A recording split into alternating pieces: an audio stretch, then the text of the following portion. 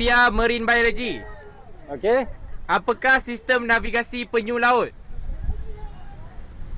Menggunakan Jatuh ke terus? menggunakan itu magnetic of the globe. Yes, magnetic field. Woohoo. Okay, 1-0. Apakah jenis air di kawasan Paya Bakau? Payau. Payau. Betul. Oh, Satu okay, sama. alright. Apakah peranan bakau kepada anak ikan? Nursery ground. Alah. Nursery ground, Tepan betul. dia tangan. Okey. 2-1. Apakah nama bagi tempat pertemuan sungai dan laut? Estuary. Sungai dan laut. Sungai Estuary dan betul. laut. Estuary? Betul lah estuary tapi Estuary lah?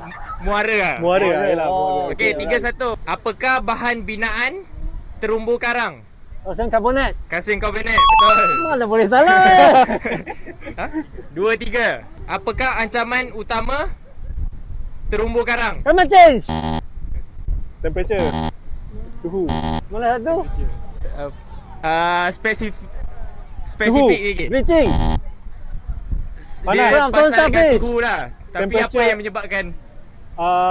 High rising temperature. Betul lah tu, pemanasan laut lah.